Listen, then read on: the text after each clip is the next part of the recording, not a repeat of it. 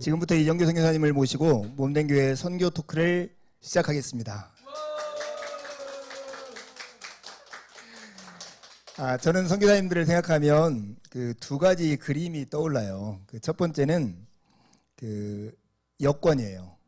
예전에 해외 살 때 보면 나를 증명하기 위해서 늘 여권을 호주머니에 넣고 다녔던 기억이 있거든요. 그래서 나는 나그네구나 하는 생각이 늘 들었는데 여권이 하나 떠올라서 여권 생각하면 늘 불안 이런 마음이 떠오르더라고요. 또 한 가지는 시계가 떠올라요. 시계는 막 열정을 가지고 거기서 나갔는데 마음속에 열정이 달리는 속도는 시속 100km인데 실제로 사역이 이루어지는 걸 보면 시속 10km로 막 달리고 있는 거예요. 그래서 그 시간 사이에서 인내가 참 필요한 사역이구나 하는 생각이 들거든요. 오늘 이정규 총장님 모시고 그 선교지 이야기 우리 함께 먼저 그 이정규 선교사님이 선교사님 소개를 좀 해줬으면 좋겠습니다. 그 사역지, 가족, 뭐 사역한 기간 뭐 이런 것들을 소개해주면 좋겠다는 생각이 듭니다. 네, 반갑습니다. 저는 인도네시아 수마트라 섬에서 12년째 사역하고 있는 이정규 선교사입니다. 저희 아내 원선정 선교사고 저희들은 뭐 자녀들 지금 뭐 대학 다니는 자녀, 딸 하나, 아들 하나 이렇게 지내고 있습니다. 만나서 반갑습니다. 네, 몇 가지 질문을 하고 선교사님한테 답변을 듣는 형식으로 하려고 하는데요. 첫 번째 질문은 이거예요. 우리가 이제 교회를 다니면서 선교, 뭐 선교사님, 뭐 선교 사역 이런 얘기를 많이 듣는데 사실은 선교가 뭐냐 이렇게 물으면 딱 뭐라고 답할 수 없더라고요. 그래서 선교사님에게 선교가 무엇인지, 특별히 이제 한국 교회 상황에서 보면 우리는 전도에 대해서는 익숙하잖아요. 전도와 선교가 어떻게 다른 것인지 이런 것들을 좀 설명해 주셨으면 좋겠다는 생각이 듭니다. 예, 선교에 대해서 뭐 많은 정의도 있고 뭐 많은 의미들도 뭐 있다고 생각합니다. 뭐 저도 선교 전공을 해서 여러 가지 많이 배웠던데 사실 다 잊어버렸고 선교란 무엇인가라고 물었을 때 다른 민족들에게 하나님 나라와 예수의 복음을 전하는 것, 그래서 그들로 그리스도의 제자를 삼는 것, 뭐 저는 이렇게 이제 좀 제 나름대로 짧게 이렇게 생각을 하고 있고, 선교와 전도의 차이점이 좀, 뭐 저도 이전에 좀 애매했던 부분이 있는 것 같아요. 선교와 전도가 어떻게 다르냐?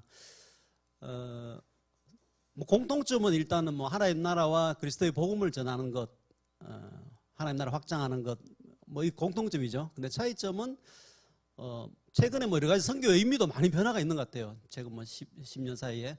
근데 선교와 전도의 큰 차이점은 문화권의 차이, 문화권을 넘어서느냐 안 넘어서느냐, 이게 요즘 최근에 이제 크게 차이라고 생각됩니다.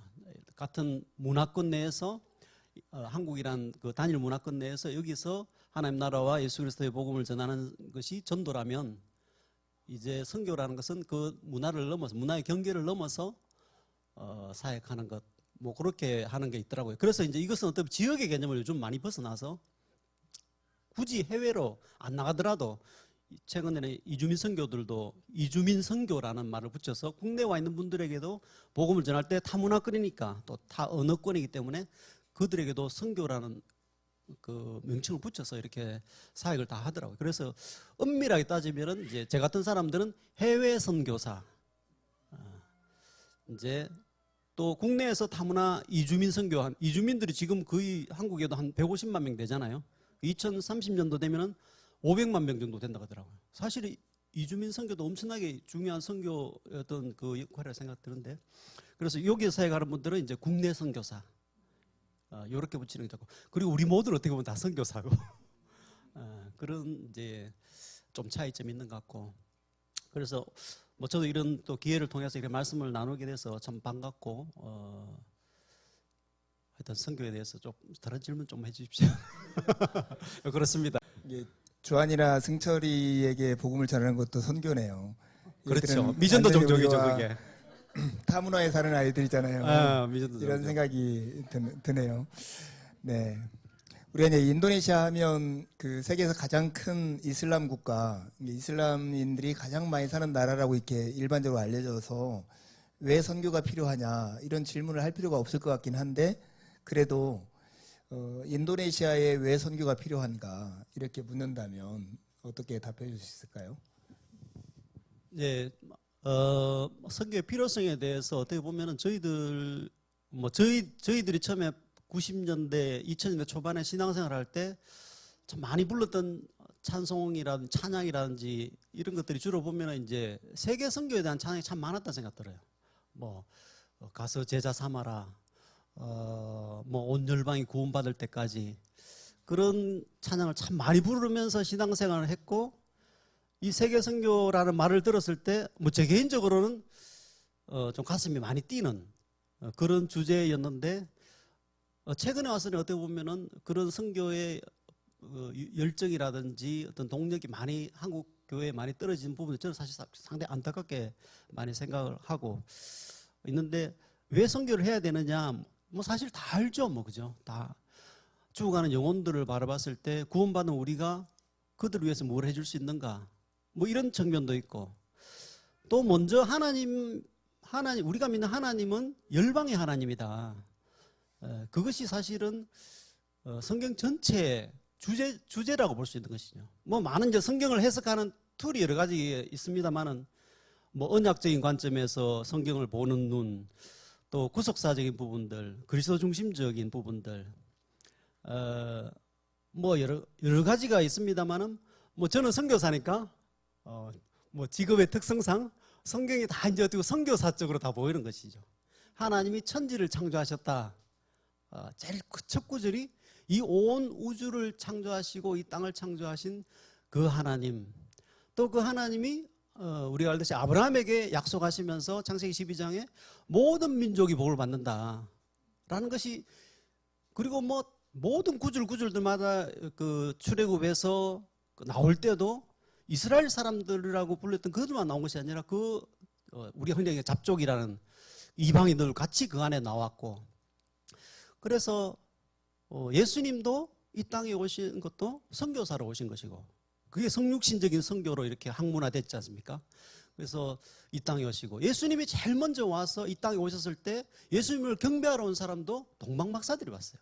우리 알다시 동방박사들이라는 건 이방인들이 와서 예수님을 경배하고 그래서 다시 오실 예수님 때는 이제 모든 민족과 종족들이 이 하나님과 보좌에 앉으신 어린 양께 예배드리는 이것이 이제 구원의 마지막 완성인데 그래서 이 전체 성경 전체가 이야기하고 있는 것이 결국은 선교다.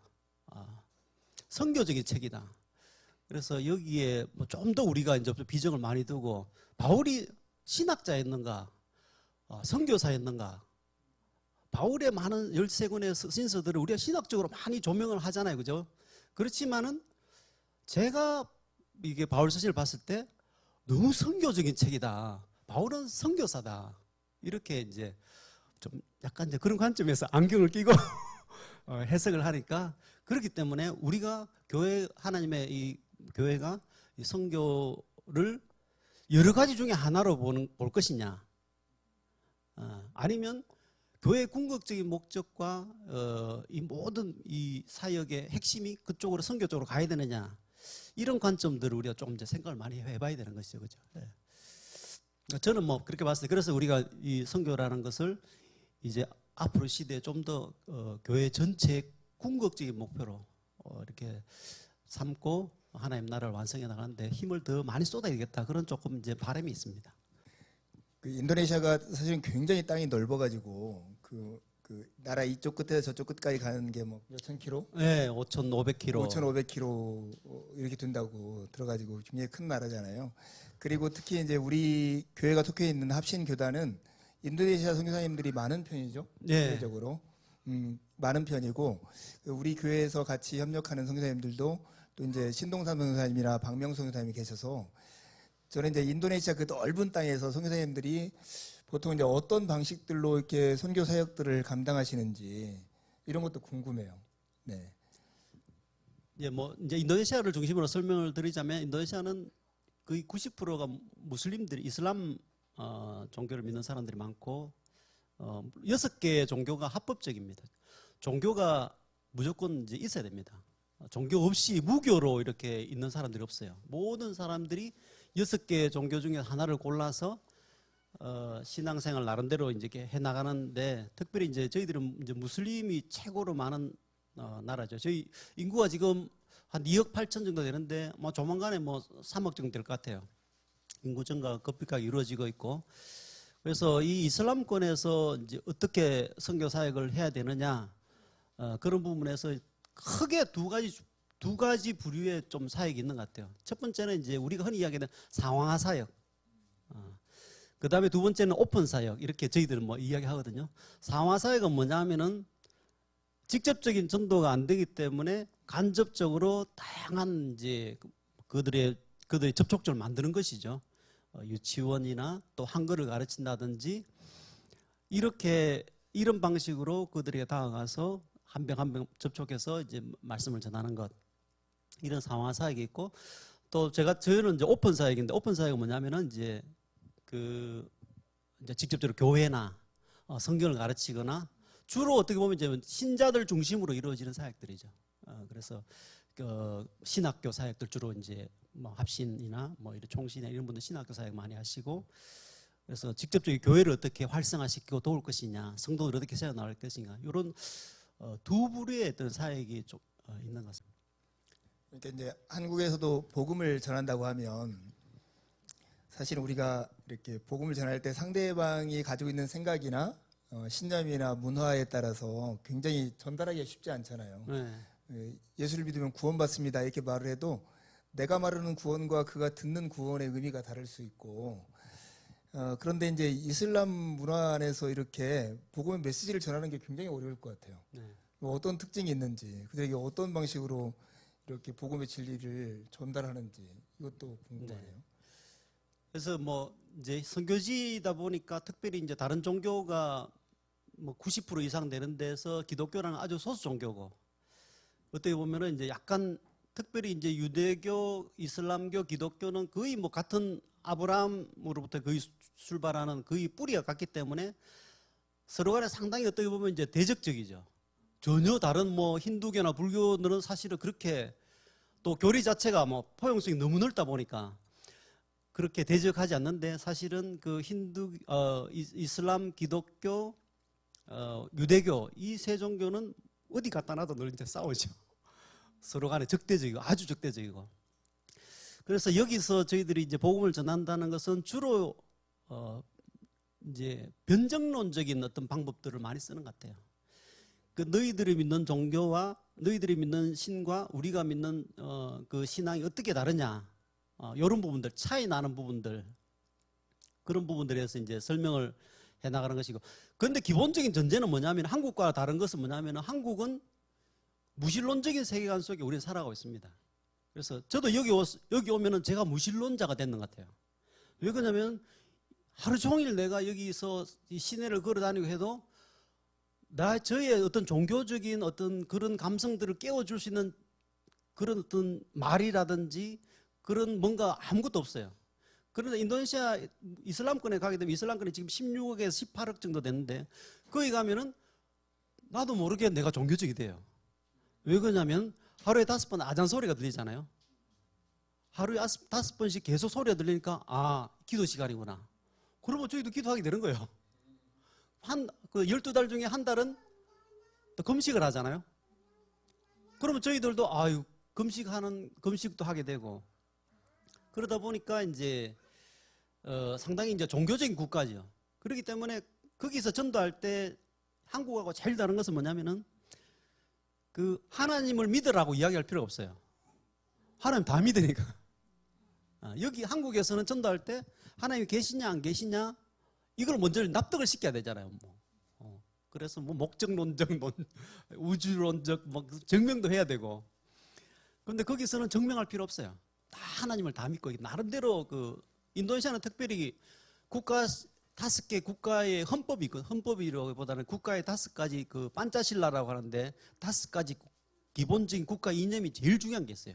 1번부터 5번째. 첫 번째가 뭐냐면 우리는 유일하신 하나님을 믿는다. 이게 국가의 우리나라 헌법 1조 1항과 똑같아요. 유일하신 하나님. 유일신이죠, 한마디로.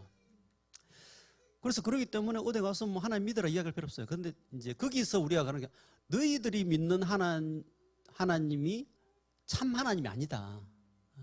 참 하나님은 우리가 예수 그리스도 안에서 그리스도를 통하여서 발견되는 하나님. 물론 성경에 대해서 이야기하죠. 성경에 대해서 이야기를 하면은 또 그것도 논쟁이 많아요. 우리는 뭐 성경이 진리라고 이야기하잖아요. 그러면 그분들도 코란이 또 진리라고 이야기하니까 뭐 답이 없어요. 그래서 변정론적으로 이제 궁극적으로 이렇게 이제 서로 변정하며 전도하긴 하는데 쉽지는 않죠. 왜 그러냐면은 그 사람들 어릴 때부터 완전히 아기 때부터 종교적인 생활 중심으로 24시간 다 돌아가는 시스템. 오늘도 지금 이슬람 달력으로 오늘이 새해거든요. 히즈라 무함마드가 이제 메카에서 메디나 옮긴 날이 그날이 신년이에요. 1월 1일이에요. 오늘이 1월 1일이거든요. 그래서 오늘은 주일이기 때문에 이제 노는 날이지만은 그게 뭐 평일날 되면 또 쉬는 날이에요. 신년. 그래서 한 달 내내 모든 빨간 날이 종교적 달력이에요. 종교력에 따라서 다 쉬는 거예요. 그래서 철저히 종교적인 국가이기 때문에 어떤 이제 진리를 가지고 또 변정론적으로 하지만은 그런 부분 참 어려움이 많다. 그래서 뭐 성령님께서 도와주셔야 되고 회심을 제일 많이 해. 이슬람이 어떤 경우를 통해 제일 회심을 많이 하느냐 사례를 주로 보면은 주로 결혼을 통해서 회심을 많이 해요. 이거 좀 결혼을 종교가 다르면 결혼을 못 하니까 결혼할 때 종교 간의 이동이 많아요. 많이 가기도 하고 많이 오기도 하고 이게 제일 이제 첫 번째 많이 이제 들어오는 종교적인 변화가 제일 큰 계기가 되고 두 번째 뭐 이거는 아랍이나 다른 나라들로 비슷하더라고요.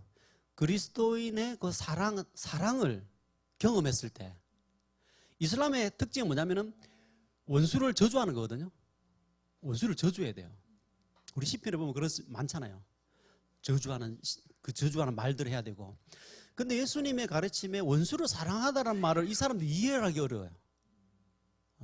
그래서 이제 그런 원수를 사랑하라는 그런 가르침과 또 기독교인들이 그렇게 사랑하는 것을 보면서 사람들이 거기에 회심하는 이유 중에 가장 크네요. 그래서 끊임없이 이제 저희들이 삶을 통해서 또 사랑을 드러내고 무조건적으로 뭐 전도하기 위한 것이 아니라 무조건적으로 그들을 받아주고 또 인정해주고 뭐 그런 방법들.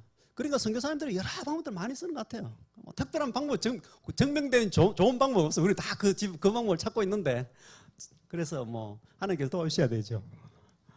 대학교 안에 뭐 연애학과나 뭐 매력학과 이런 걸 만들어서 이게 이슬람인과 결혼해가지고 기독교를 개종하는 그렇게 만들어야 할까요?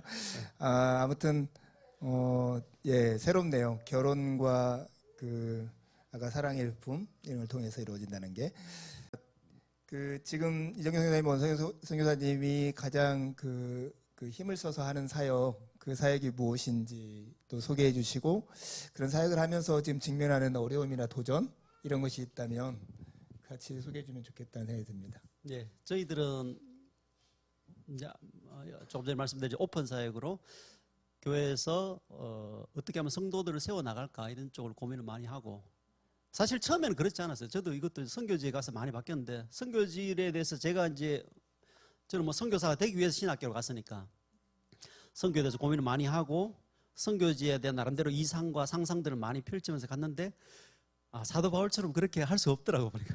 여기 아까 목사님 말씀하셨듯이 비자라는 문제, 사도 바울 시대에 비자가 없었을 거 아닙니까? 그렇죠?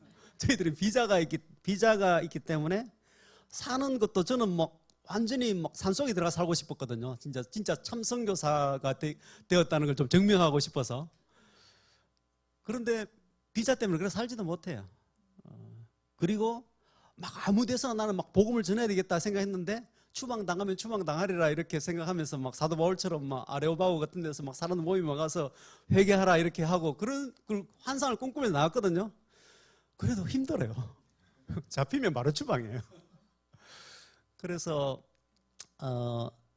처음에 언어를 배우고 2년 정도 지나고 하면서 거의 그래도 이제 무슬림권이지만은 거의 저희들 한 1년 정도는 계속 나가서 노방전도를 많이 했어요. 그래도 내가 뭐 쫓겨나면 쫓겨나겠다 생각을 하고 했는데, 근데 저의 신앙에는 도움이 돼요. 그게 노방전도 하고 하는 것들이 막 다시 기도하게 되고, 한 사람 한 사람 만날 때 막 이제 나름대로 이제 막 긴장도 하게 되고. 근데 1년 정도는 지났을 때 그렇게 효과가 없었다.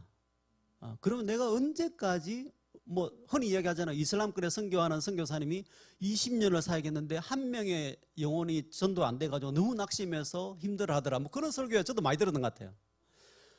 그러면 이렇게 한국 교회 후원을 받아서 여기까지 와서 살아가는데 전도하고 해야 되는데, 이렇게 열매 없는 일에 내가 얼마 동안 계속 더 해야 되느냐, 그런 생각이 이제 한 2년 차부터, 한 4년 차부터 오기 시작해서, 그때부터는 이제 많이 바뀌게 됐는 게, 복음을 전한다는 것이 믿지 않는 사람들에게 복음을 전한다라는 그 개념을 좀 버렸어요. 복음이라는 것은 교회 내에 믿는 사람들에게도 계속 선포돼야 되는 것이고, 또 믿지 않는 사람은 당연히 선포돼야 되죠. 근데 저희들은 복음을 전한다고 했을 때 교회 안에 있는 사람들한테 복음을 전한다는 생각을 별로 안 했던 거예요. 그 사실 성경은 거의 다 믿는 사람들을 위한 서신이잖아요. 그래서 믿는 사람에게 계속적으로 복음이 계속 전해지도록 해야 된다. 그래서 이것도 복음 전한 일이다. 계속 안 믿는 사람들, 무슬림들, 그런 사람들, 진짜 뭐 개종하기 어려운 사람들 계속 찾아다니면서 사기도 많이 당하거든요. 이게 믿어주는 척해요. 그래서 사기도 당하기도 하고, 그런 사람보다는 오히려 교회 내에, 연약한 교회 내에, 현지 그 교회 내에서 복음을 전하는 일을 하자. 이제 그런 쪽으로 중심을 하고, 그 다음에 두 번째 좀 바뀌었던 게 종족의 개념. 종족별로 개종하는 사례가 사실은 많이 있었고, 뭐 맥가브라이라는 뭐 선교학자들인데, 그런 분들이 종족별로 했을 때 효과적이다, 집단 개종이 일어난다, 이렇게 해서 지금도 전 세계에 17,000개 종족이 있고, 뭐 7,000개 종족이 아직도 미전도 종족으로 남아 있다. 미전도 종족은 주로 이제 뭐 믿는 신자들의 5% 밑으로 되는 게 미전도 종족이라고 하거든요. 근데 그 7,000 종족을 우리가 빨리 이제 종족해야 된다. 그래서 2000년 초반에 한국 교회가 뭐 종족 입양 운동도 많이 했잖아요. 우리 교회는 이 종족을 품겠다. 그래서 빨리 모든 종족이 복음화되어서 예수님의 재림이 이루어지도록, 뭐 그렇게 해서 종족 입양 운동도 한참 많이 유행했었거든요. 근데 제가 선교 현장에 보니까 제 생각, 제 개인적인 겁니다. 이건 틀릴 수도 있는데, 종족의 개념이 뭐 이렇게 중요하냐. 안 믿는 사람이 이 도시에 내 옆에 있으면 그 사람이 미전도 종족이지. 내가 미전도를 찾아서 저 산속에 가서 그 한 사람 한 사람 하는 게 얼마나, 선교사로서는 좀 그게 좀 비효과적인 생각이 들거든요. 그래서 오히려 저는 선교사들이 도시에 살아야 된다, 이런 생각을 많이 해요. 선교사들이 어떻게 보면 이제 한국의 교회에서 보면은, 와, 산속에서 막 살고 막 이렇게 하면 막, 와, 고생하신다, 너무 뭐 은혜 받았다, 사실 이렇게 많이 하잖아요.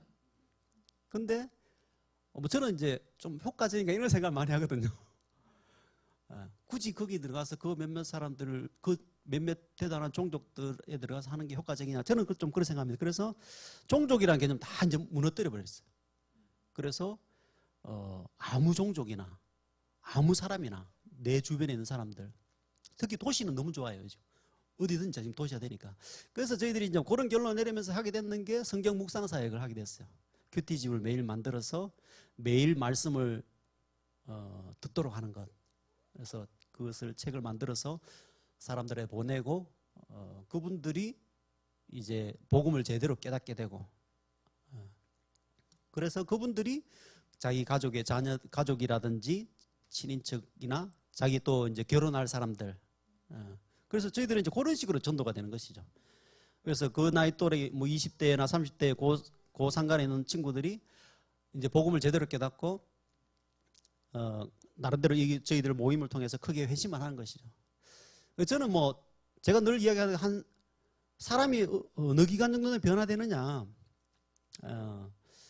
예수님을 제대로 알고 이제 신앙생활에 들어왔을 때, 뭐 제가 봤을 때는 저는 3개월 정도 되면 사람 변한다, 저는 좀 그렇게 생각해요. 그래서 3개월 동안 지금 여기서 같이 이렇게 공부하고 매일 하나의 말씀을 듣는데 변화가 안 되면 오지 마라, 저는 이야기해요. 오지 마라, 올 필요 없다. 그냥 뭔가 잘못됐다. 근데 가르치는 내가 잘못됐던지 아니면 네가 정말로 그 하나님 말씀 안에서 안 살아가든지. 근데 살아가지도 않는데 계속 와가지고 하면 나 피곤하다. 근데 그 정도 지나면서 이제 저희들을 보면 변화가 일어나게 되고, 그러면 그 가정도 변화되고, 그래서 이제 새로운 친구들을 데려오기도 하고, 또 전도가 일어나는 것이죠. 안 믿는 친구인데 데려오게 되고, 그러면 제가 이제 1대1로 가르치고, 그래서 이렇게 성경 말씀 묵상을 통해서 전도하는 이런 사역들을 하고 있고, 은혜 가운데 뭐 저희들 하여튼 감사하게 사역하고 있고, 그래서 지금 오히려 이제 다른 건 안 한다. 그냥 오직 요것만 계속 해야 되겠다. 계속 이제 집중해서 계속 뭐 성경 묵상 사역만 집중적으로 하고 있습니다. 질문은 짧은데 답이 너무 길었네. 질문을 2개를 묶어서 했더니 한 가지 질문만 답을 들었는데 네. 그렇게 이제 사역하면서 이제 직면하는 어려움. 도전과 이제 어려움들이 혹시 있는지. 어려움은 뭐 한국 음식들이 늘 괴롭죠. 늘 뭐 김치도 포기 못하는 선교사라는 책도 있어요, 그죠? 그래서 늘 김치 담아 먹고 어려움이라고 하면 뭐 저는 뭐 저희들은 그렇습니다만 다 어려움이라는 것은 뭐 아무 어려움 없죠. 어려움 없는데 뭐 다 똑같은 것 같아요. 뭐 제일 첫 번째 부모님 걱정이죠. 뭐 일단은 제 개인적으로 어려움은 부모님의 연로하심, 부모님 아프시고 뭐 요양원 계시고, 요양원 계시는데 내가 또 이제 그 부모를 공경하라는 계명 5계명이잖아, 그죠? 늘 그 진짜 5계명이 너무 이제 저한테는 좀 무거운 짐이고, 뭐 그 한국 사람 똑같잖아요, 다. 근데 뭐 하여튼 그런 어려움, 자녀들은 걱정 안 되는 늘 부모가 제일 걱정되는 것 같고, 선교지에서의 어려움은 뭐 일단 문화적인 차이가 여전히 극복하지 못하는 것이죠. 이전에 선교사님 뭐 책들 몇 개 읽어보니까 필리핀에 선교하는 미국 선교사님인데 늘 주말 되면은 주중에 사역은 마닐라 외곽에서 사역하는데 한 달에 한 번은 꼭 자기는 마닐라 와야 된다는 거예요. 그 미국 선교사님들 비브그릭 가난한 자들의 친구라는 책을 지은 분인데 그분이 꼭 말레이시아 시내 와서 좀 이제 먹는 것도 먹고 그래 다시 충전해서 간다 그러더라고. 저는 그때 그 이해가 잘 안 됐는데 좀 있다 보니까 이제 그런 어떤 이제 현지인들과 이렇게 좁혀지지 않는 간격은 좀 있는 것 같아요. 늘. 그래서 일단 외국어로 계속 말해야 되기 때문에 외국어로 말한다는 자체가 일단은 좀 피곤하잖아요. 계속 신경을 써요. 한국어하고 인도네시아하고 거꾸로 돌아가거든요. 어순이. 우리나라 말하고 일본 말은 같은 어순이잖아요. 근데 인도네시아 말은 거꾸로 계속 그 문장을 거꾸로 돌려야 돼요. 그리고 머리를 계속 거꾸로 돌아가야 인도네시아 말이 말이 나오는 겁니다. 그래서 이거 언어라는 부분 사실 제일 좀 이제 그 어려움이 있고, 그래서 계속 새로운 단어를 계속 외워야 되죠. 핸드폰에 늘 이제 어디 앉으면 늘 이제 새로운 단어를 많이 외웁니다. 외워야 되고, 옛날에 미국 선교사들이 중국에서 선교사의 삶과 사역하는 책에 보니까 미국 선교사들이 중국 가서 그 한문을 배우려니까 얼마나 힘들겠어요, 그죠? 사실 우리 인도네시아 말은 쉬운 것 같아요. 한문을 배워야 되지, 고사성어 다 외워야 되죠. 그래서 막 그런 분들은 40년 사역에도 늘 단어장 주머니에 들고 다니면서 설교 강대상 올라가기 전까지 단어 외운다 그러더라고. 그래서 그 언어라는 부분들 영원한 숙제인 것 같고, 이 히브리 헬라어를 했으면 지금쯤 진짜 신학교 가서 강의를 좀 했을 텐데. 그 문화적인 차이들, 특별히 이제 문화적인 차이들은 접근하는 여러 가지 진짜 성육신적으로 하기 어려운 부분들이 많다. 뭐 그래서 그런 부분을 신경은 요즘 좀 많이 내려놓는 것 같아요. 우리 같아질 수 없다. 너무 뭐 같아지려고 할 필요도 없다. 근데 기준에 있어요. 뭐 저희들이 어떤 삶의 수준이라는 것들을 저희들이 뭐 GMTC에서 배울 때 그렇게 이야기해 주더라고요. 어떻게 살아야 되느냐. 외국인 저희들 먹는 거하고 현지인 먹는 거하고 다르잖아요. 저희들 한 2배는 더 먹거든요. 그리고 삶의 수준도 또 다를 수밖에 없고, 그런데 뭐 GMTC에서 저희들 선교훈련 받으면서 그 현지 중학교 교사 수준의 삶을 살아라, 그렇게 가르쳐 주시더라고요. 그래서 저도 지금까지 거의 그분들 수준에 맞춰서 그분들보다 조금 저희 아내는 늘 이야기해요. 중학교 수준보다 우리 집이 좀 떨어지는 것 같다. 그런 이야기 많이 하는데 우리 아내 늘 그래. 중학교 너무 잘 살더라 요즘은 다들. 그래서 좀 높일게요. 우리도 수준을. 그래서 그 정도의 삶을 최대한 살면서 그런 환경도 그런 환경 속에서 살면서. 근데 좋은 건 뭐냐면 뭐 그리 보여주는 보다는 제가 그래 건강하게 신앙생활 그 선교 생활 할 수 있는 것 같고 뭐 저희들은 이제 바로 옆집에 현지 그 CCC 목사님이 같이 살아요. 나중에 꼭 한번 오십시오. 그 바로 옆집에 CCC 목사님이 살거든요. 나름대로 뭐 시니어 목사님인데 그분이 저를 24시간 감시해요. 그렇기 때문에 늘 신경 쓰면서 살아요. 제가 뭐 좀 놀러 다니면서 선교사가 뭐 놀러 다니더라. 뭐 선교사가 이렇더라. 얼마나 뭐 소문이 걸리봐요. 그래서 우리는 늘 외식을 하면서 살아요. 외식을. 장바가 들어올 때도 막 봉지 이렇게 많이 막 들고 오면 사람들이 저분들 뭐 돈 들어왔나 왜 이렇게 많이 사오지 이렇게 하면 그래서 늘 사가지고 창문 열고 밑으로 쑥 내려가지고 이렇게 안 보이도록 들고 들어요. 그 이웃들도 주변에 많거든요. 우리 문만 열면 바로 앞집에 현지인들이라서 그분들 봉지 버릴 때도 늘 저희 아내 보고 제가 이야기해요. 민주 엄마 봉지 그거 잘 접어서 안 보이도록 버리라. 왜 그러냐면 슈퍼마켓 같은데 봉지에는 그 이름 작게는 무슨 슈퍼마켓. 그러면 그분들은 여기는 슈퍼마켓 조금 비싼 데 간다. 한국 음식 파는데 뭐 이렇게 한국 재료 같은 거 파는데 그런 데 사오니까 현지인들 그 지나가다 보면 쓰레기 버리고 보면 시험 들 거 아닙니까? 그렇게 살아야 돼 우리가. 그래서 중학교 수준의 삶이 좀 힘드네. 예, 그럼 뭐 어려움 없습니다. 결론적으로. 그러네요. 진짜 유구고마하고 산다는 게 얼마나 힘든지 여행 가보면 알잖아요. 소통 안 되는 거 뭐 이런 것들. 감사하고 이렇게 그 몸된 교회가 뜻하지 않게 그 선교사님들하고 같이 사는 시간들이 많은 것 같아요. 의외로 우리 교회 규모에 비해서. 근데 이제 사실은 이제 몸된 교회가 선교에 동참한다는 게 뭐 조그만한 재정을 뭐 함께 하고 뭐 기도 제목 나누고 이게 전부 같아요. 사실은 우리 교회 안에서는. 근데 이제 몸된 교회가 선교에 좀 동참한다면 어떤 방법이 있을까? 이런 거 위해. 네. 뭐 몸된 교회 힘을 다해서 지금까지 잘 또 해주시고 저희들도 좀 오랫동안 뭐 섬겨주셔서 은혜 가운데 또 선교사역 잘하고 있고 너무 감사드리고 주부에 뭐 선교사들 이름 많잖아요. 사실 놀라운 일입니다. 그래서 그 목사님의 마음과 성도의 마음대로 이 주부 보면 벌써 이렇게 좀 이렇게 보인다 이런 생각 들고. 그래서 제가 믿는 결론은 좀 선교와 전도 여기에 힘을 다하는 교회는 하나님의 축복을 반드시 받는다. 저는 그렇게 결론을 믿고 그래서 뭐 어려운 친구들이 뭐 십시일반으로 이렇게 뭐 선교비를 보내주고 절대 거절 안 해요. 저는 다 받습니다. 아무리 뭐 어려운 분들이 이렇게 후원을 해줘도 사실 마음 같아서는 저도 사회생활 뭐 10년 정도 이렇게 해가서 사람들이 돈 받는 게 상당히 어색하거든요. 그런데 다 받아요. 주면 바로 받습니다. 그래서 열어보질 않아요 절대로. 그래서 저희 아내 보고 다 주거든요. 그래서 얼마 넣는지는 모르지만 다 받아서 받는 이유가 하나님이 이분의 마음 이런 선교에 대한 마음을 주셨기 때문에 그런 마음을 가지고 있는 그 개인이나 그 성도나 교회는 반드시 복을 받는다. 저는 그렇게 생각하고 저희 부부도 그렇게 기도하고 저희들 다 이제 장부가 있습니다.